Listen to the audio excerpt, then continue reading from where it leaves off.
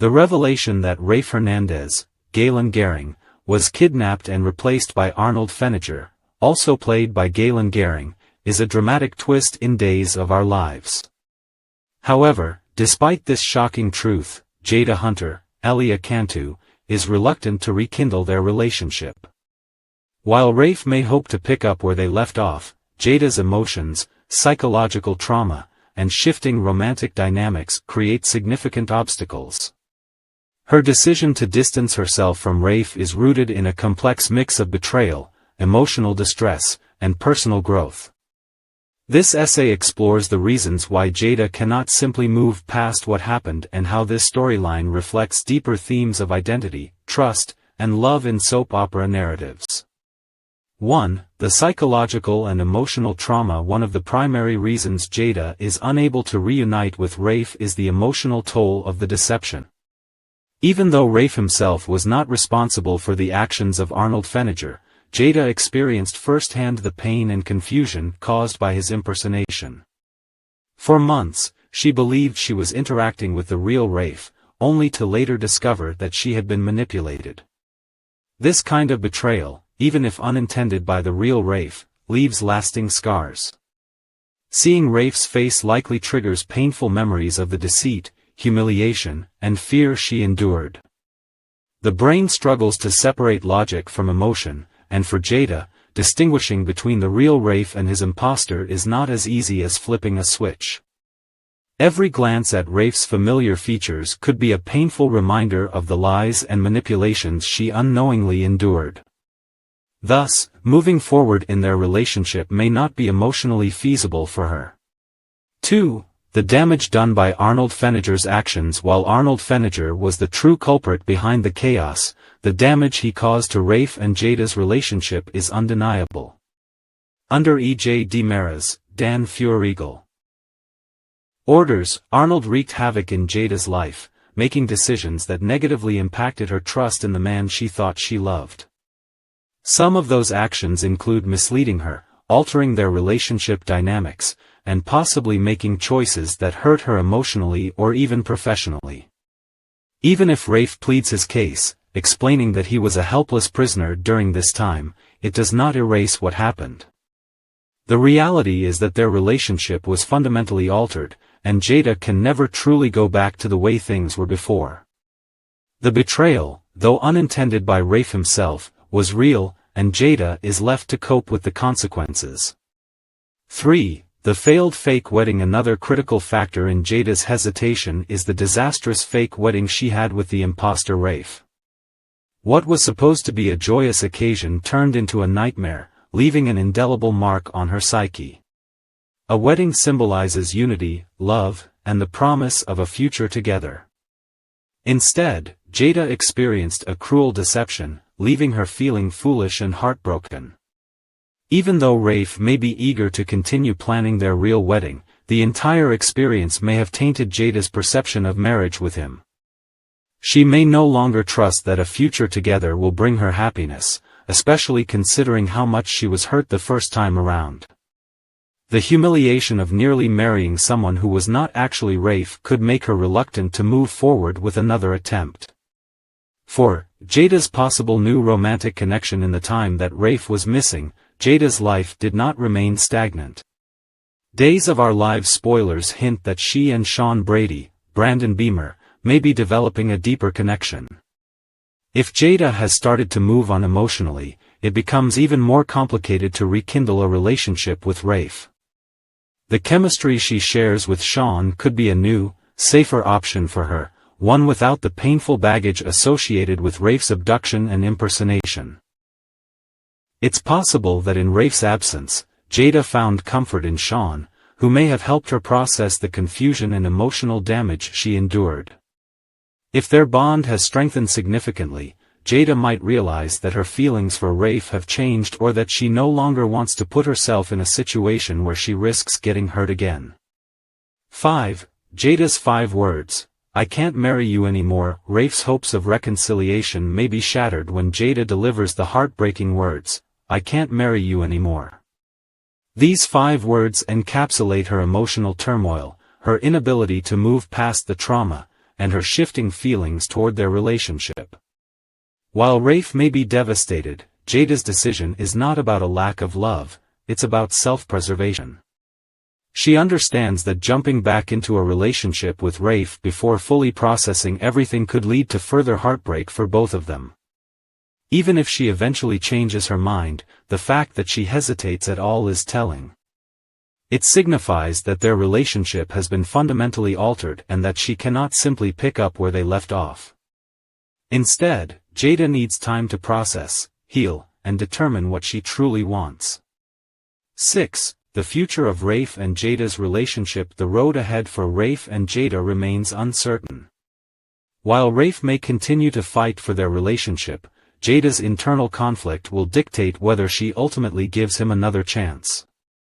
Given the depth of the betrayal she endured, she may need significant time apart to fully come to terms with everything.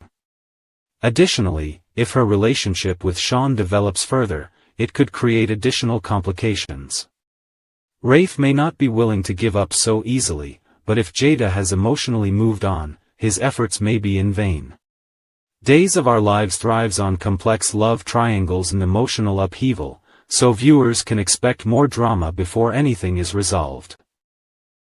Conclusion. Jada Hunter's refusal to get back together with Rafe Hernandez, despite the revelation that he was kidnapped and impersonated, is a multifaceted decision influenced by psychological trauma, emotional betrayal, and potential new romantic interests. While Rafe may wish to return to their previous life together, Jada cannot ignore the pain she endured at the hands of his doppelganger. The fake wedding, the deception, and the lingering emotional scars make it impossible for her to simply move forward as if nothing happened. Days of Our Lives fans will undoubtedly be eager to see how this storyline unfolds, as Jada navigates her emotions and decides what is best for her future. A sense of relief was settling over the hospital after the frightening events of the previous days.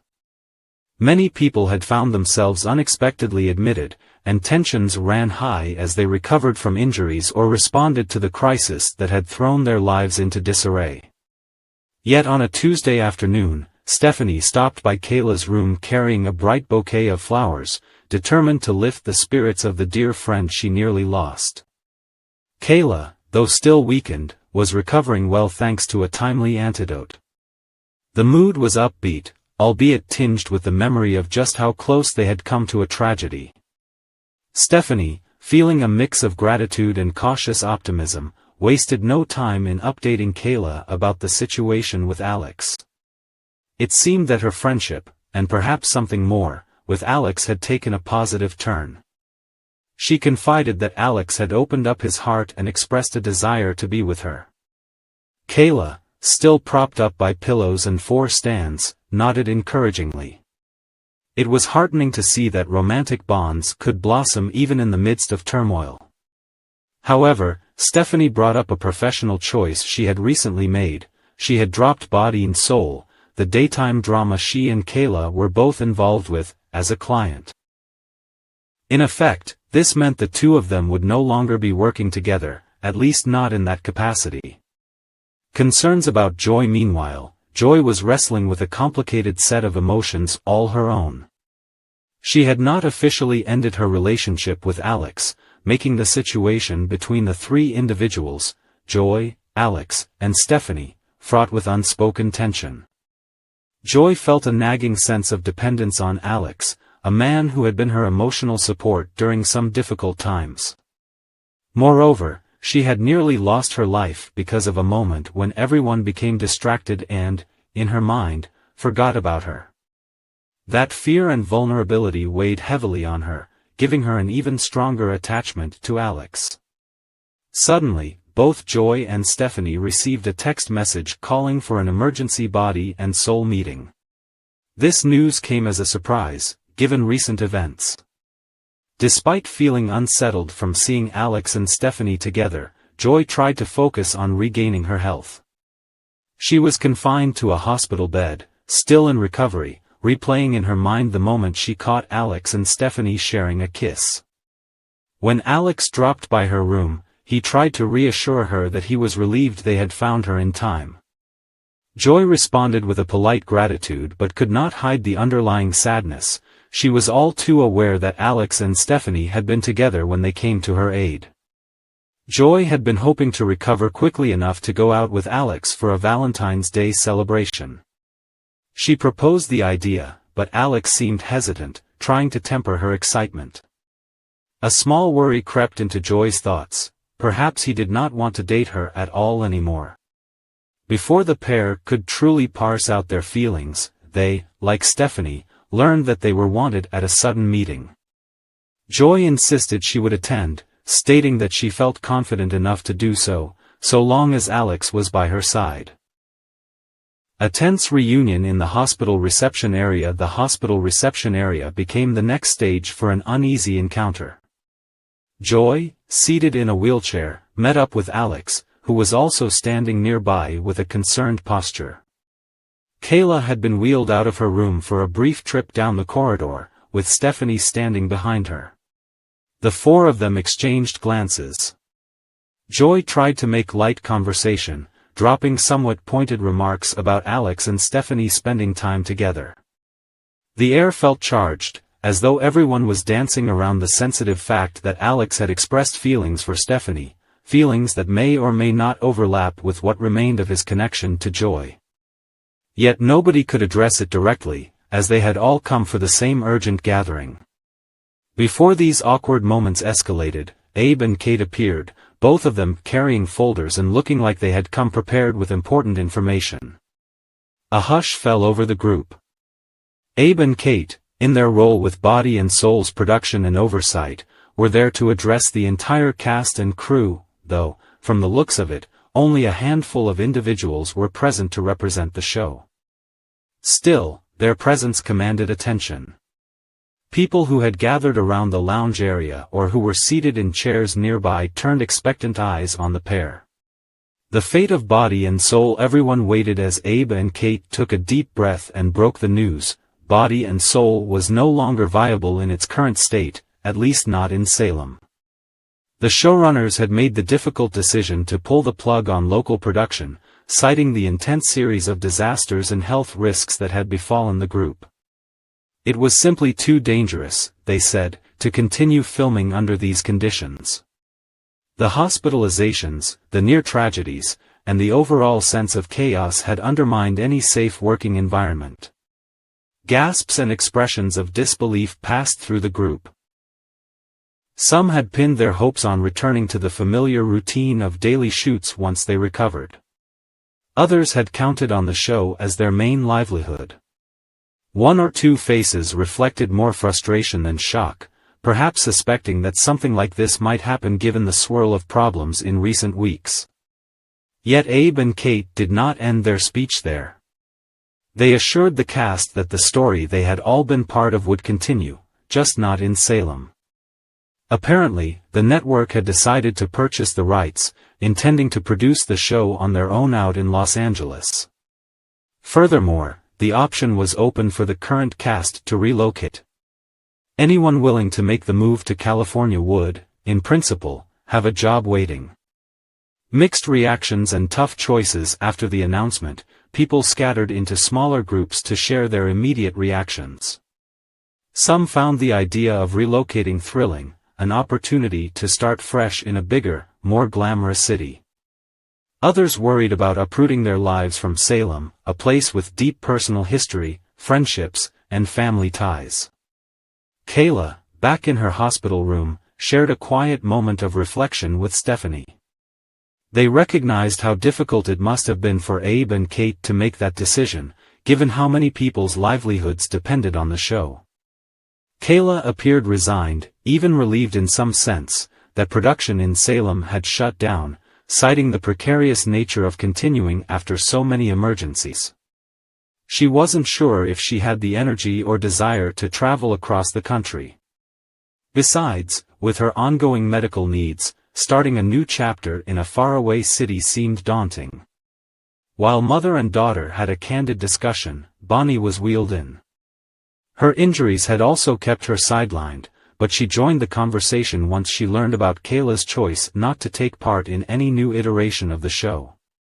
Bonnie confessed she did not know if she would move to Los Angeles. She needed time to talk it over with her husband, Justin. There were many factors to weigh: personal health, family obligations, and whether her role on Body and Soul was worth leaving Salem.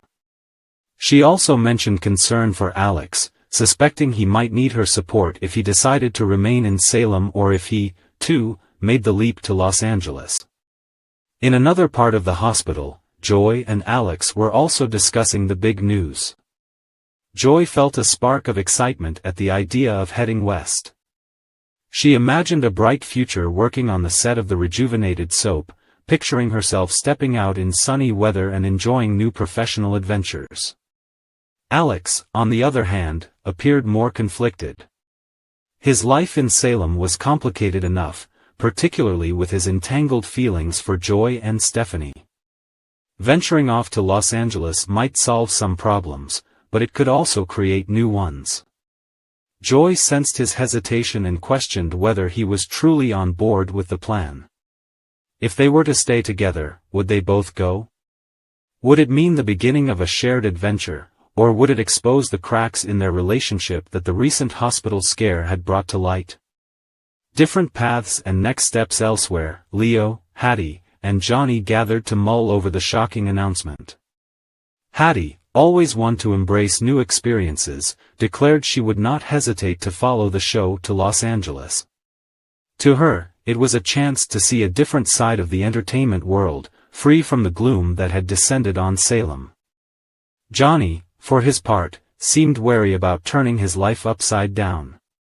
He admitted he did not want to jeopardize things with Chanel, feeling that their relationship might not be stable enough to handle a cross-country move. Leo then revealed his own reluctance to relocate again, recalling how difficult it could be to pick up and start over. Johnny floated the idea that perhaps Leo could negotiate with the network to continue writing from Salem, using remote technology and occasional visits rather than a permanent relocation. This sparked some hope, though it remained unclear whether the new producers in Los Angeles would be open to such an arrangement. A moment of reflection as the day wore on, many among the cast and crew found themselves grappling with the same question: stay or go?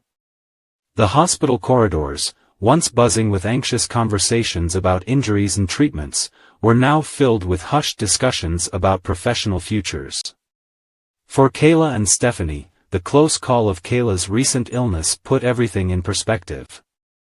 Health and family came first. Any large-scale move for work would be secondary to ensuring they both healed and found peace.